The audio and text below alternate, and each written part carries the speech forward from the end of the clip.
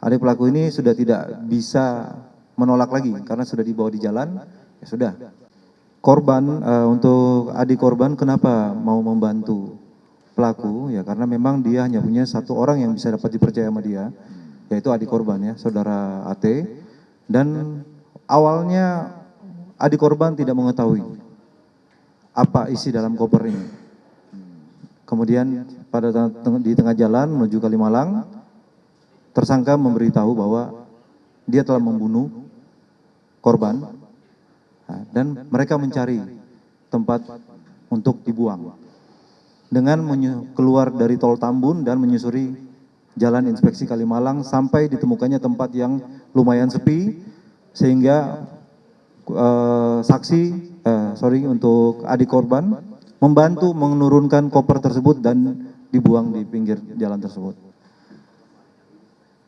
Nah, kemudian setelah itu untuk tersangka kembali ke Bandung dan ke Palembang dan saksi ini adik korban ini melarikan diri. Ya, kita mengetahui setelah kita melakukan pendalaman terhadap tersangka dan akhirnya tersangka memberitahu bahwa yang membantu dia dalam membuang koper itu adalah adiknya sendiri atas nama inisial AT.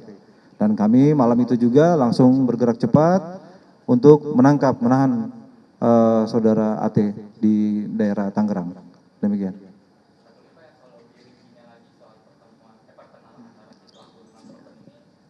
Baik, untuk pelaku dan korban ini awalnya hubungannya adalah rekan kerja antara auditor dengan kasir. Nah, berkembang pada bulan Desember itu keduanya dekat, menjalin hubungan. Nah, kemudian itu yang tadi disampaikan oleh Bapak Direktur pada tanggal 17 Desember pelaku ini mempunyai kesempatan untuk datang lagi ke Bandung untuk melakukan audit. Nah, disitulah mereka menjalin hubungan lebih dekat dan diajak berhubungan badan kembali. Pertama kali di situ sebanyak 2 kali. Setelah itu pelaku pulang ke Tangerang lagi. Datang lagi pada bulan April dan melakukan hal tersebut kembali.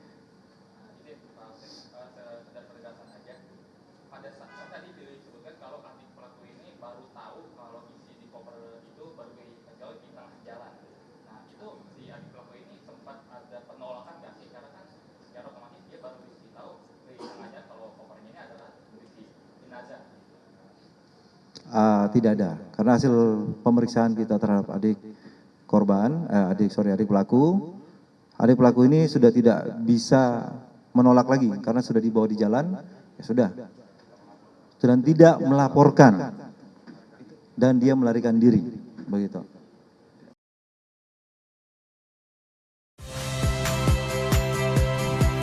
Saya Cynthia Rompas. Saksikan program-program Kompas TV melalui siaran digital, pay TV, dan media streaming lainnya. Kompas TV, independen, terpercaya.